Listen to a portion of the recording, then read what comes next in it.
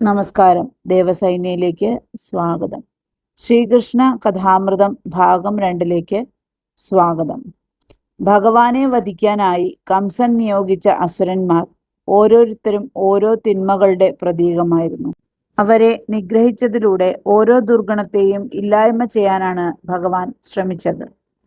അമ്പാടിയിൽ ആദ്യമെത്തിയ അസുരസ്ത്രീ പൂതനയായിരുന്നു. മനോഹരമായ സ്ത്രീരൂപം ധരിച്ച് തൻ്റെ മാറിടത്തിൽ വിഷം പുരട്ടി ഭഗവാനെ കൊല്ലാനാണ് പൂതന എത്തിയത്. യശോദ അടുത്തില്ലാത്ത നേരം നോക്കി പൂതന ശ്രീകൃഷ്ണനെ എടുത്ത് പാൽ കൊടുത്തു. എന്നാൽ സർവവ്യാപിയായ ഭഗവാൻ പൂതനയുടെ വിഷം കലർന്ന പാലിനോടൊപ്പം അവളിലെ അസുരത്വത്തെയും പ്രാണനെയും വലിച്ചെടുത്തു. പൂതന അറിവില്ലായ്മയുടെ പ്രതീകമാണ്. ഈശ്വരൻ തൻ്റെ ഭക്തരിലെ അറിവില്ലായ്മ നീക്കി അവർക്ക് മോക്ഷം നൽകുന്നു എന്നാണിതിൻ്റെ അർത്ഥം. അഷ്ടമരോഹിണി ദിവസം ഭഗവാന്റെ പിറന്നാൾ ആഘോഷിക്കുന്ന വേളയിലാണ് ശകടാസുരൻ വരുന്നത്. ഒരു വണ്ടിയുടെ രൂപത്തിലാണ് അസുരൻ എത്തിയത്. കുട്ടിയായ ഭഗവാനെ വണ്ടി കയറ്റി കൊല്ലാൻ ശ്രമിച്ചപ്പോൾ ഉറക്കത്തിൽ നിന്നെന്ന പോലെ കൈകാലുകൾ ഇട്ടടിച്ച് ഭഗവാന്റെ പാദം തട്ടി വണ്ടി തകർന്ന് തരിപ്പണമായി. നമ്മുടെ ഉള്ളിലെ ജഡത്വത്തെയും അഹങ്കാരത്തെയും ഈശ്വര സ്പർശനം കൊണ്ട് ഇല്ലാതാക്കാം എന്ന് ഈ കഥ നമ്മെ പഠിപ്പിക്കുന്നു. കംസന്റെ മറ്റൊരു ദൂതനായ തൃണാവർത്തൻ ഒരു ചുഴലിക്കാറ്റിന്റെ രൂപത്തിലാണ് എത്തിയത്.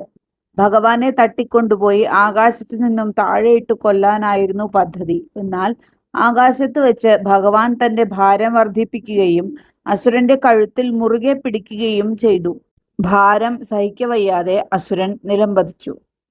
മനസ്സിനെ അസ്വസ്ഥമാക്കുന്ന രജോഗുണങ്ങളായ അമിതമായ ആഗ്രഹങ്ങളും ചടുലതയും എന്ന ചുഴലിക്കാറ്റിനെ ഭഗവാൻ ശാന്തമാക്കുന്നു. അടുത്തത് വത്സാസുരനും ബകാസുരനും.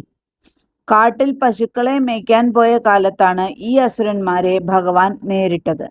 ഒരു പശുക്കിടാവിന്റെ രൂപത്തിൽ കാലിക്കൂട്ടത്തിൽ കലർന്ന വത്സാസുരനെ ഭഗവാൻ തിരിച്ചറിയുകയും അതിൻ്റെ പിൻകാലുകൾ പിടിച്ച് കറക്കി എറിഞ്ഞ് വധിക്കുകയും ചെയ്തു. ഒരു കൊക്കിന്റെ രൂപത്തിൽ വന്ന് ഭഗവാനെ വിഴുങ്ങിയ അസുരനായിരുന്നു ഭഗൻ.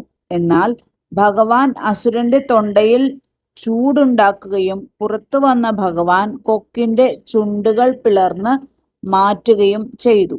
ഒരു കൂറ്റൻ പാമ്പിന്റെ രൂപത്തിലാണ് അഘാസുരൻ എത്തിയത്. മലഞ്ചെരുവിൽ വായ തുറന്ന് കിടന്ന പാമ്പിനെ ഒരു ഗുഹയാണെന്ന് കരുതി ഗോപന്മാരും പശുക്കളും അകത്തു കയറി. ഭഗവാൻ പാമ്പിന്റെ ഉള്ളിൽ കടന്ന് തൻ്റെ ശരീരം വല്ലാതെ വലുതാക്കി. ശ്വാസം മുട്ടി പാമ്പ് ചത്തതോടെ ഭഗവാൻ എല്ലാവരെയും രക്ഷിച്ച് പുറത്തു കൊണ്ടുവന്നു.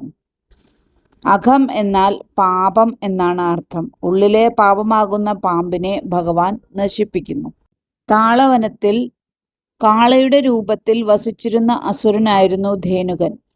കൃഷ്ണനും ബലരാമനും കൂടി വനത്തിലെത്തിയപ്പോൾ താളഫലങ്ങൾ, അതായത് പനമ്പഴം കഴിക്കാൻ അനുവദിക്കാതെ അസുരൻ തടഞ്ഞു.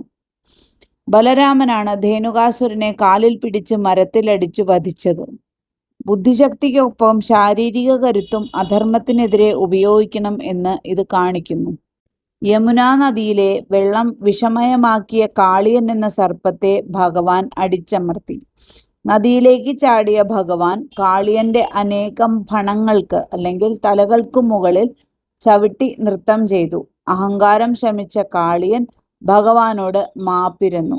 പത്തി വിടർത്തുന്ന അഹങ്കാരത്തെ ഭക്തി കൊണ്ട് ചവിട്ടി മെതിക്കണം എന്ന സന്ദേശമാണ് ഇത് നൽകുന്നത്. കൃഷ്ണനും ബലരാമനും ഗോപന്മാരും കളിയിൽ ഏർപ്പെട്ടിരിക്കുമ്പോൾ ഒരു ഗോപാലന്റെ വേഷത്തിൽ പ്രലംബൻ എന്ന അസുരൻ വന്നു. പരാജയപ്പെടുത്തുന്നവർ വിജയികളെ തോളിലേറ്റണം എന്നായിരുന്നു പന്തയം. ബലരാമനെ തോളിലേറ്റിയ പ്രലംബൻ പെട്ടെന്ന് അസുരരൂപം പൂണ്ട് ഓടി. ബലരാമൻ തൻ്റെ മുഷ്ടി ചുരുട്ടി അസുരന്റെ തലക്കടിച്ച് അസുരനെ വധിച്ചു. ഭയത്തെ അതിജീവിക്കാൻ ഭഗവാൻ പഠിപ്പിക്കുന്നു. പൂതന മുതൽ തുടങ്ങുന്ന സംഭവങ്ങൾ ഇതിന് ഉദാഹരണമാണ്. വിഷം വമിപ്പിച്ച കാളിയനെ മർദ്ദിച്ചൊതുക്കി യമുനയെ ശുദ്ധീകരിച്ച ഭഗവാൻ പ്രകൃതി സംരക്ഷണത്തിന്റെ ആദ്യ പാഠം നമുക്ക് നൽകി. ഭഗവാന്റെ പാതാരവിന്ദങ്ങളിൽ പ്രണമിച്ചുകൊണ്ട് നന്ദി, നമസ്കാരം.